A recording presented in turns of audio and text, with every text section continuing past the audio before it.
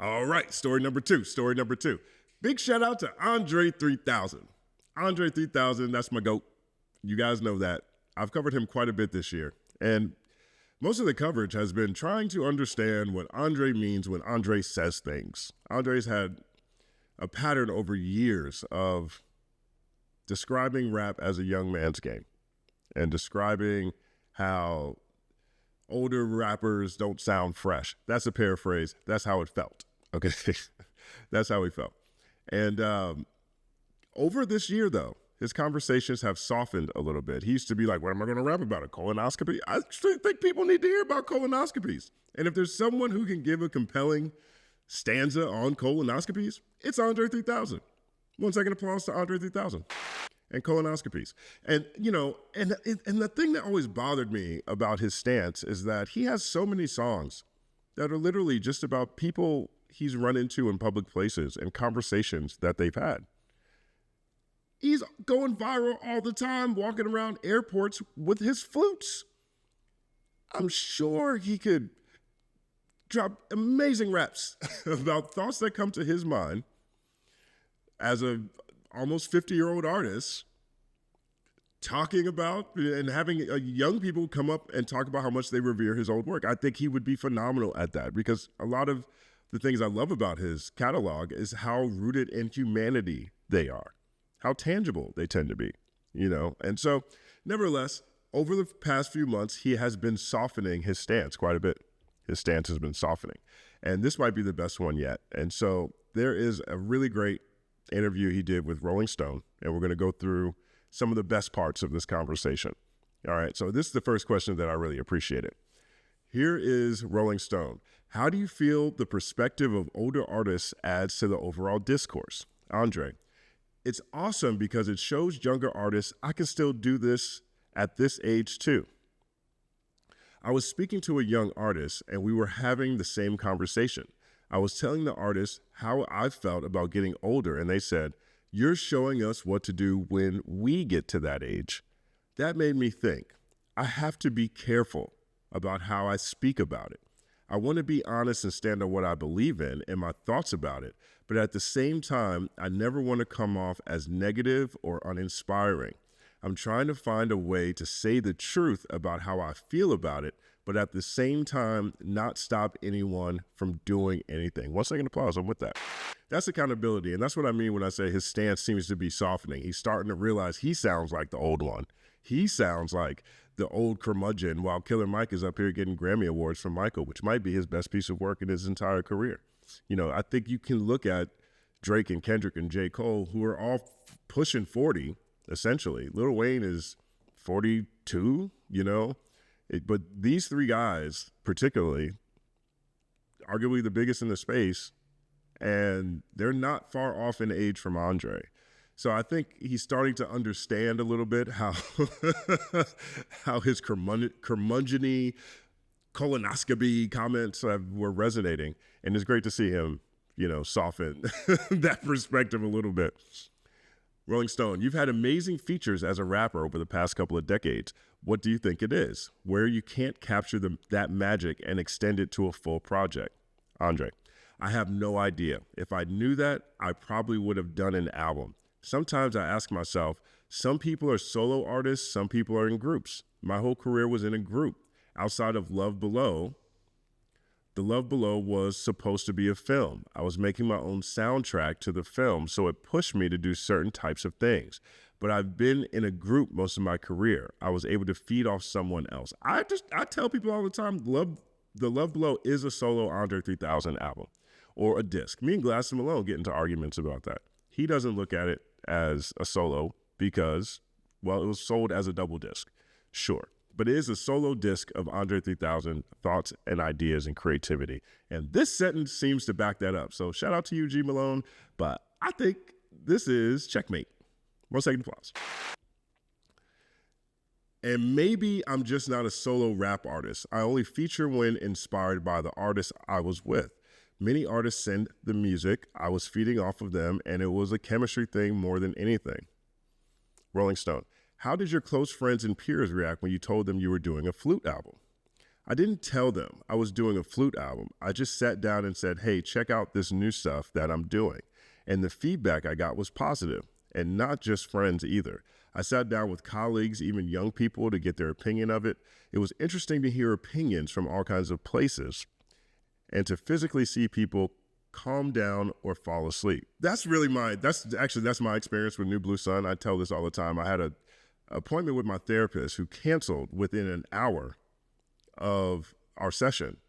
And I really needed to talk to her. I really needed to talk to that lady. I mean, I ended up dropping her right after. That was actually the tipping point for me getting a new therapist. But I really needed to talk to her, and she canceled. So I just listened to New Blue Sun, and it's a great sound bath album, So 1 second applause to New Blue Sun. That's beautiful, because as a rapper, the last thing you would want anybody to do is say, I fell asleep to your music. Andre. Yeah, here's the funny thing. You ask most hip-hop artists what they listen to, it's not rap most of the time. Some of my first lyrics on Southern Playalistic, I actually wrote them to R&B songs and then put them on rap beats. A lot of times what we're responding to is a feeling. Rappers talk about riding around listening to a certain R&B or jazz artist. I don't really ride around listening to rap real loud like I used to. Sometimes I get that feeling, and it's usually some young dude, some Future or something like that. It's usually some of that. It's an unhinged kind of thing. Even an artist like Future, he's older than most new artists. He's using young producers, the sound, and he knows. Like Future is from The Dungeon, producer Rico Wade's famed Atlanta studio where Outkast worked in the 90s. But his beats are done by Organized Noise. I think Future would have a different career if he was produced by them. Not a bad career or anything, but just different. Yeah, and I think the zeitgeist of the young producers getting new rhythms for him to rock on makes him rock a different way. I describe rapping as you get older, like going to a picnic and sitting around with your favorite uncle. You're seeing him dance to a song a certain way. The young kids are over there dancing a totally different way because their rhythm is different. They grew up on completely different rhythms. You usually can age a rapper by his rhythms, and you can age a dancer by how they dance. It's the same thing. I mean, that's so true. That is so true. And that's what Rolling Stone says here. They say that's so true. But everybody know that old uncle. That old uncle pull out that old two-step, that old bop. Everybody got that in their family, one way or the other. Andre, you can be an older person and learn the new dances if you're prone to do it. But naturally, rhythms age people. I've heard people say, well, this classic artist came back and made this new groundbreaking thing. They use young producers. Like when we were kids, Tina Turner, she was 50 years old doing songs that we would hear on the radio. If she would have continued doing the Ike and Tina thing, we probably never would have heard of her. But she got new, young producers to push her a certain way. Even Carlos Santana. People would talk about Santana. He's a classical artist. He came back and did the solo on a young person's song. I mean, Janet Jackson's a great example of that too. She enlisted Q-Tip on the Velvet Rope album. Artists do this all the time. Andre 3000, I love the way you're describing this 3 stacks. But there is something about working with a newer generation of artists or young ideas, young minds that can help you expand into new arenas or into a new era, so to speak. I'm actually hiring right now. I put out a flyer that's on my social media looking for someone to help with video production. It's a 3-month internship, and there's a stipend that comes along with it. My budget's not crazy yet, but a lot of it is really just having someone to collaborate with most of the time. I'm over here by myself. I would love to get young, fresh ideas on how to advance my conversations. So I see exactly what they're saying, and if anybody's interested, feel free to hit me up. Rolling Stone, you said that your journey with fluting and meeting your bandmates was a matter of fate. How much do you think the journey toward a solo rap album will be a matter of fate? Yep, same. I think that would help me make a rap album is being around rappers. When I moved to California, I wasn't writing. I talked to Kendrick Lamar, listened to beats, same with Drake. As a rapper, they would be surprised to hear me say this, but at one point I was like, man, it would be cool to just hang out with them, get the energy of rapping. Because when they're doing it so constantly, something got to drip off. They do 4 or 5 songs a day. I'm like, what?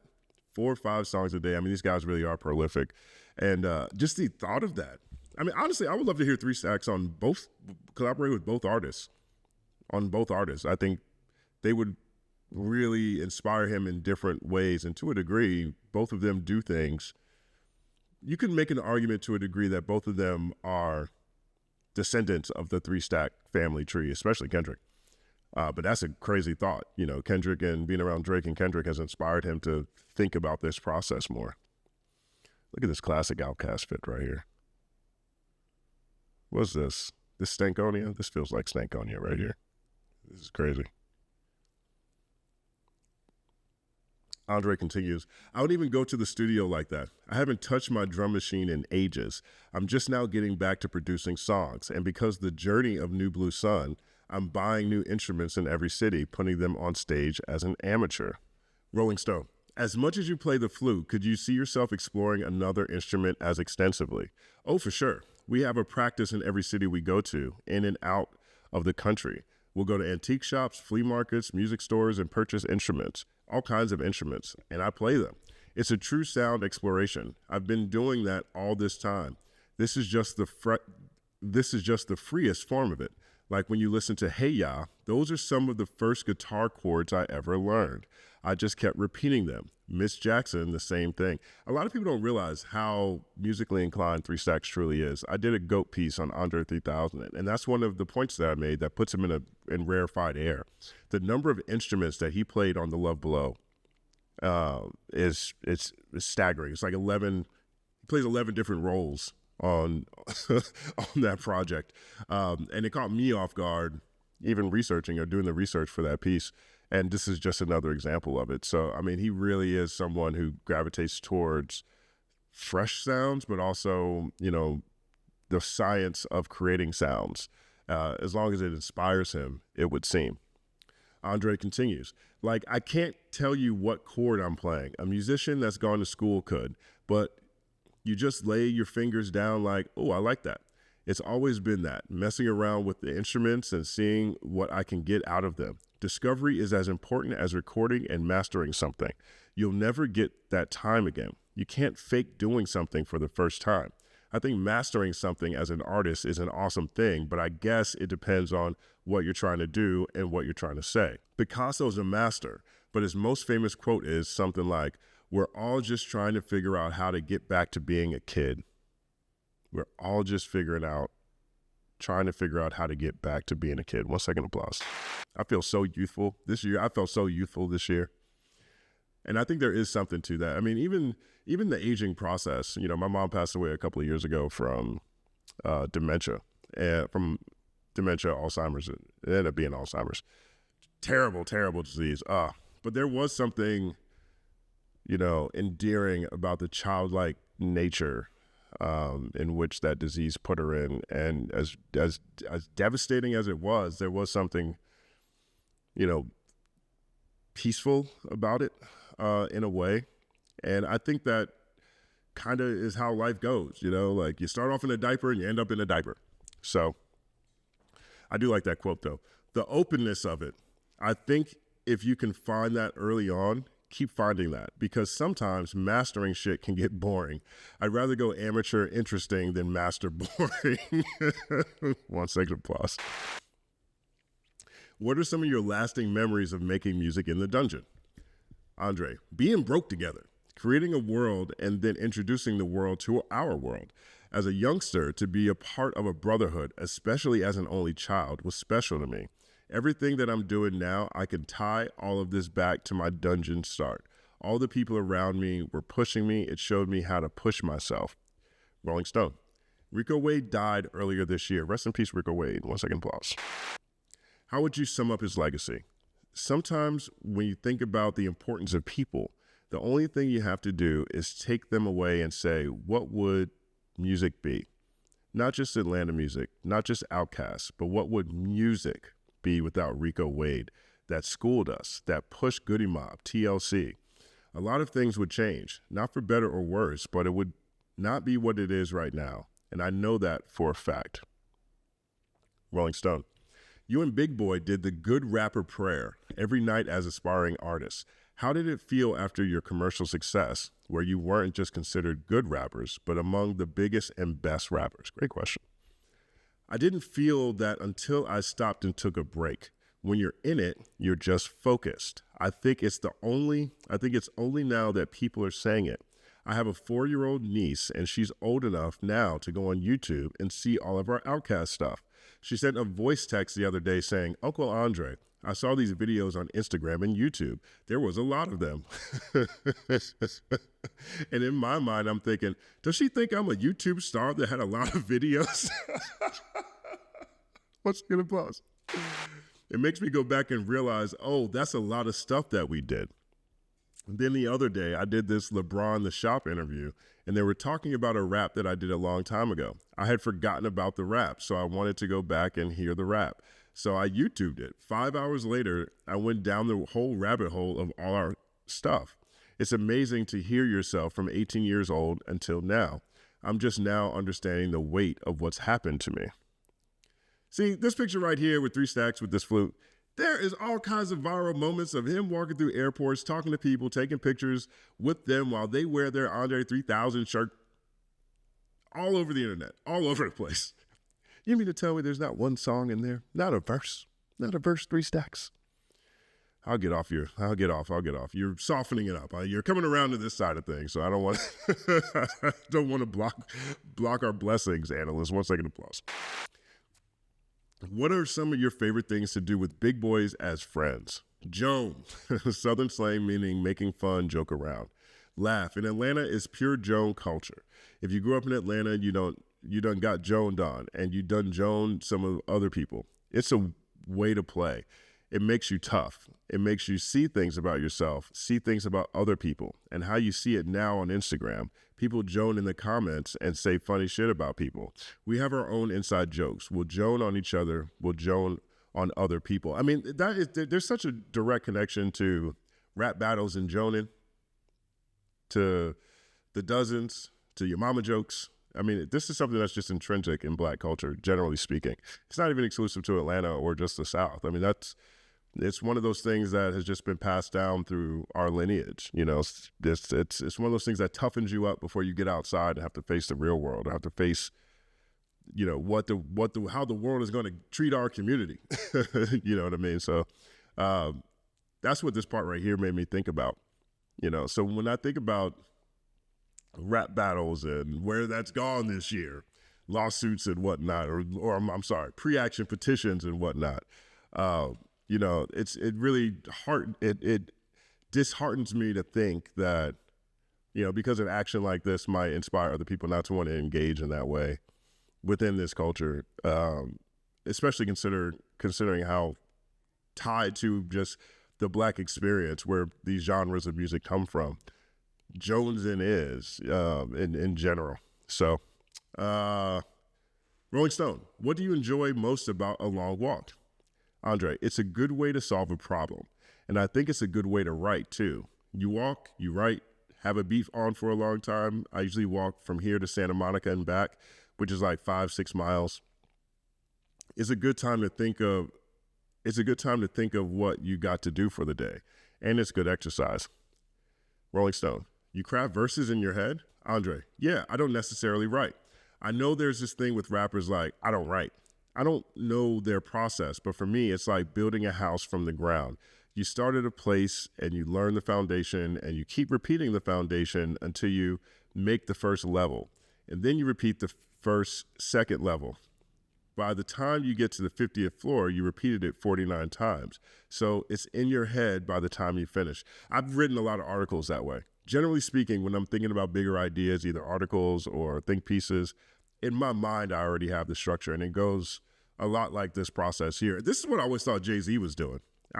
There's a lot of people who think that Jay-Z just gets in the booth and he just spits it all out. In his book, what's that book called?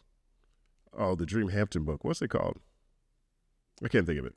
But in Jay-Z's book, the one with all the lyrics in it, he talks about how standing outside selling drugs in New Jersey was how he got really good at reciting rhymes in his mind, because he couldn't pull out his pen or pad. He's got to keep his head on the swivel, I think that's really what this process is. Now, there's a lot of people who do punch-ins, and punch-ins I look at as very different. Punch-ins is kind of like more immediate, I think, than this style of writing that Andre's talking about or that Jay-Z talks about. But I tend to do a lot of this. Like, even if something isn't coming along the way I want to, in my mind, I'll go take a nap. I'll literally go take a nap and just think about it in my mind. And that makes the actual process a lot faster. Rolling Stone, I want to jump back to something you said earlier. What was the response when you told Drake and Kendrick you'd be down to hang out with them? Andre, no, I didn't say it. I thought in my head, I was like, man, it would be good exercise just to hang around. That's how songs happen sometimes. I never expressed this to them, but I was so inspired because of their output. Like when you're in a groove, it can be infectious, as opposed to approaching it in a casual way, which that's where I am now. I rarely write rhymes, but I do write down my thoughts. And naturally, sometimes there may be a rhyming word to it. People still send beats all the time. So yeah, I try. Rolling Stone, what's your mindset on new Outkast music now? I'll say maybe 10, 15 years ago, in my mind, I thought an Outkast album would happen. I don't know the future, but I can say that we're further from it than we've ever been. I think it's a chemistry thing. We have to be wanting to do it. It's hard for me to make a rap, period, and sometimes I'm in the belief of let things be. It was a great time in life and our chemistry was at a certain place that was undeniable. And I think the audience sometimes believe that something has to last forever, and I don't think that. Any kind of art form, I think that's probably the opposite. It probably should not last forever. It's not like a product. In the end, we did give a product, but what made that product was a certain time in both of our lives. It's not like we're Coca-Cola, where it's this formula that you can always press a button and it'll happen. I think the audience feels that way, but the audience never knows what it takes to make what they're getting. I can't blame them for that. Rolling Stone, how do you feel about fan entitlement? They love your raps and they want more, but you're doing what you want to do. Yeah, sometimes they don't meet, but I totally understand it. I don't blame the fan for wanting what they've known. I know for the rest of my life, people will be like, one more Outkast album. That's me. I'm over here saying that. And I try to put myself in the shoes of other people, and I'm like, man, if we ain't doing an Outkast album in 20 years, do y'all really think it's going to happen now? Even when New Blue Sun came out, people were like, man, this is his first solo album in 17 years. If a person hasn't given you a solo album in 17 years, do you really think that what's going to happen? I don't know. Maybe I just think differently. I know I wouldn't be sitting around waiting. 1 second applause to this conversation. I really appreciate this conversation, this interview with Andre 3000 here. He definitely sounds like he's more open to, he's thinking more in that direction. But more importantly, he sounds like he really understands the impact his words have. And when he travels the world and does these spot interviews and he says things like, rappers for young people, old people don't got nothing to talk about, nothing but colonoscopies. To me, it really does dim, it puts a dim on a very bright, forward-looking, optimistic perspective, which has resonated through his music throughout the course of his career. And that always felt unfortunate to me. And so I like the self-awareness that comes through this conversation and previous ones, because he's definitely, understanding the feedback that he's been getting just by talking about how he doesn't have anything to rap about anymore. And there's also a bunch of tidbits and Outkast information in here that really stood out to me, like the flag from Stankonia, for example. I appreciate this conversation. Andre is nominated for Album of the Year at the Grammys, and I think that's probably why he's doing so much press. He was just on Nardwuar a few days ago. I was going to do a piece on that. I might use it for something else. He talks about Future in an interesting way. But I think we're going to be seeing a lot of him between now and the Grammys, just like all the nominees, as people begin the media blitz to sway the Recording Academy voters in their direction. But let me know what you guys think about this conversation. It sounds like we're closer than ever to rapping Andre. Let me know if you guys agree. My name is Justin Hunt. Like and subscribe to the channel. Follow at The Company Man on everything. It's all happening.